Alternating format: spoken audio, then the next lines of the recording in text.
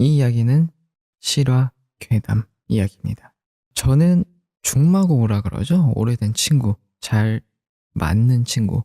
이 친구와 함께 평소 적당히 전철을 타고 돌아다니곤 합니다.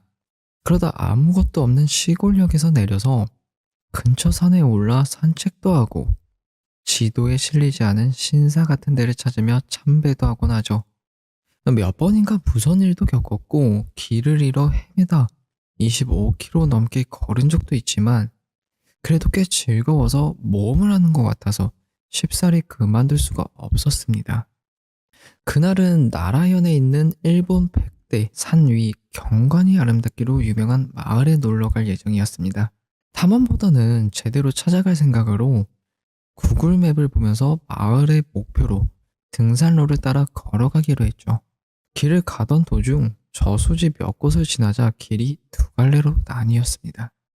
산기슭에서 만났던 사람들은 그 마을까지 가려면 오솔길을 계속 따라가면 된다고 했었는데 이상하다 싶어서 구글 맵을 켰습니다. 구글 맵에서도 길은 두 갈래로 나와 있었고 500m 정도 앞에서 두 길은 다시 합류하는 것 같았기에 어디든 괜찮겠다 싶어 우리는 더 짧아 보이는 왼쪽 길을 택했습니다. 왼쪽 길을 따라 걸어가자 점차 고사리 같은 식물들이 바닥 가득 피어 있는 게 보였습니다. 키가 큰 나무들이 우거지고 나뭇잎 사이로 햇빛이 내려오는 매우 아름다운 길이었어요. 어쩐지 동화 속 세상 같다는 생각에 둘이서 신이나 이웃집 토토로 주제가 산책을 부르며 걸어갔습니다. 여기저기 고사리가 잔뜩 나 있는 가운데 사람이 낸 듯한 한 갈래 길이 계속 이어져 있었기에 딱히 망설임도 없이 구글 지도도 안 보고 그냥 그 길을 따라서 나아갔었죠. 나아가다 보니 고사리 말고 다른 식물들이 점점 늘어나더니 나무도 높은 게 아니라 사람 키 정도가 되었습니다. 몸통과 가지도 구불구불 구부러진 채 자라고 있었어요. 그렇지만 한 줄기의 길이 계속 이어지고 있었기에 나무를 제치고 풀을 피하며 앞으로 계속 나아갔습니다. 그러나 길은 너무 험해져서 힘들게 헤쳐나가지 않으면 안 될 정도가 되어가더니 마침내 절벽 같은 사면을 올라가야만 하게 됐습니다. 이쯤 되니 좀 위험한 거 아닌가 싶어 멈춰서서 뒤를 돌아봤고 그런데 계속 외길이라고 믿고 걸어오던 길이 사라지고 지금까지 어떻게 어떤 길로 온 건지 모를 정도로 길이 이상하게 되어 있었습니다. 그래도 우리는 나름대로 침착하게 이런 결코 오컬트적인 게 아니라 외길로 보였던 게 실은 뇌가 멋대로 걷기 쉬운 길로 인식을 해서 착각한 거라고 분석을 했어요. 조난당하는 사람들은 다들 이런 느낌으로 길을 잃는 거겠지 하고 하지만 위험한 거 아니냐는 얘기를 하면서도 어쩐지 돌아가고 싶지는 않다는 기분이 강했습니다. 길이 조금 험해지면서부터는 힘들게 나왔으니만큼 그 길을 다시 돌아가기는 싫었으니까요. 이것도 감정을 조작당했다거나 딱히 비과학적인 이유로 그런 건 아니었습니다. 우리는 그냥 낙관적으로 그냥 이대로 나아가기로 했어요. 바보같이 왜 그랬을까? 이제는 후회가 됩니다. 그대로 돌아갔어야만 했다고 지금은 너무나 후회를 하고 있습니다. 그리하여 사면을 오르기 시작했는데 생각했던 것보다 훨씬 경사가 가파르고 거의 나무에 매달리듯 기어서 네 발로 올라가야만 했어요. 도저히 안 되겠다 싶어서 돌아갈까 싶을 무렵 벼랑 위에 하얀 가드레일이 보였습니다. 그래서 다시 마음을 다잡고 벼랑 위까지 올라갔습니다. 그런데 아래에서 보이던 가드레일 같은 건 전혀 없었어요. 딱히 잘못 봤다고 말할 것도 없었기에 도대체 왜 나는 가드레일을 본 걸까? 기묘한 기분에 사로잡히기 시작했습니다. 아마 이것도 영적인 무언가라는 앞으로 나가면 원래 길이 나올 거라는 기대가 많은 환각이라고 생각을 했습니다. 이제 돌아가야 하나 싶으면서도 가파른 벼랑을 올라온 터라 게다가 벼랑 위에는 다시 길처럼 보이는 게 있어서 계속 나아가기로 했습니다. 그리고 처음으로 환각이 아닌 진짜 인공물이 보였어요. 그런 곳에 사람 따위는 없을 텐데 밭 같은 데서 자주 보이는 도구를 넣어두는 창고 같은 작은 오두막이 있었습니다. 겨우 바닥에 앉아서 있을 수 있는 그런 공간이었어요.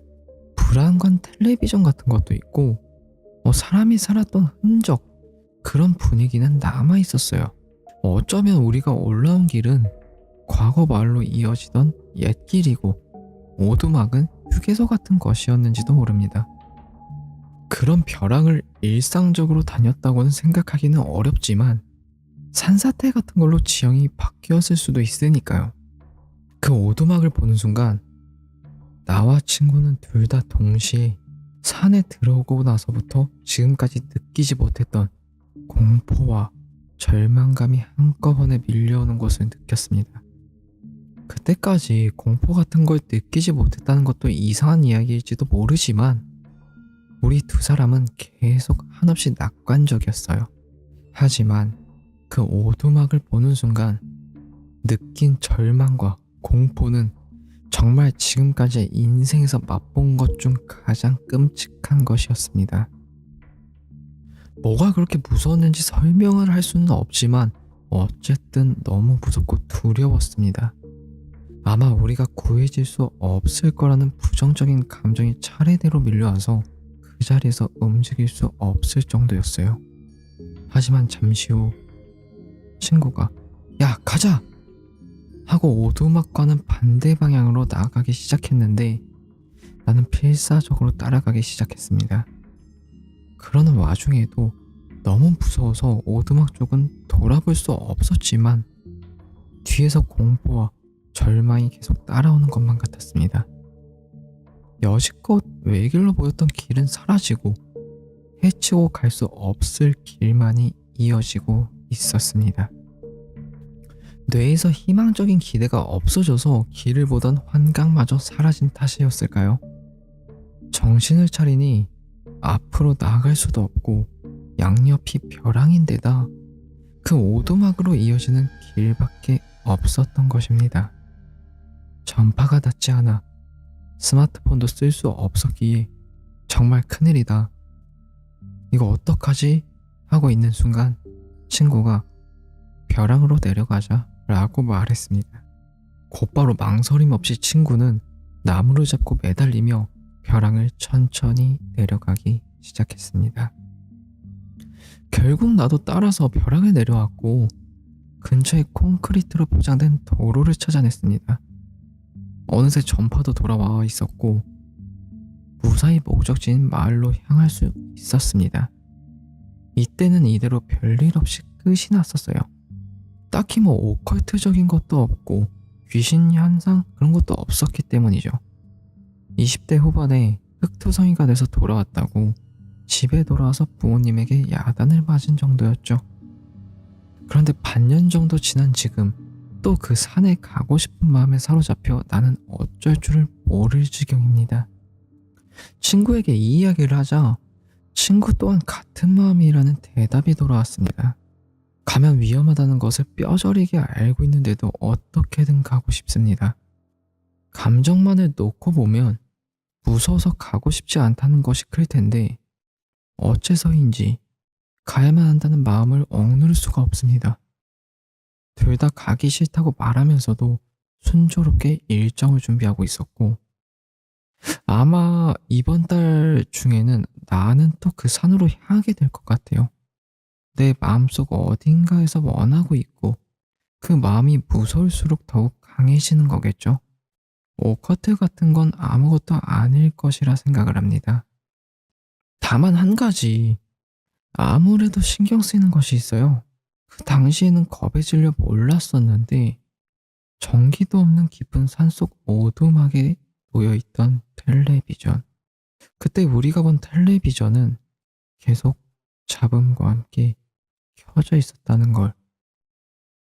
그 산속에 오두막도 다 부셔진 채로 있는 바닥만 어느 정도 유지가 돼 있던 그 오두막에 TV가 켜져서 지지지지지지 손도 안 터시는 그곳에 흔히 말해서 홀려서 거기까지 이끌려간 게 아닐까? 왜냐면 그런 거 있잖아요. 빙의가 되거나 그러면 나도 모르게 갑자기 어느 공간을 찾아가게 되는 거 있잖아요. 어느 공간을 찾아가서 거기서 블랙아웃이 되고 내가 그런 걸 했어? 내가 왜? 근데 그 이후에 돌아와도 거기를 찾아가고 싶고 막 머릿속은 거길 가야 돼. 그러고 있고 이게 진짜 그쪽에서 부르는 것 같다 느낌이. 부르고 이끌려 간다 라고 생각이 드네.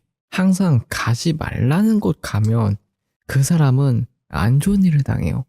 그래서 하지 말라는 건 안 하는 게 맞아. 그거를 안 하는 이유가 있기 때문에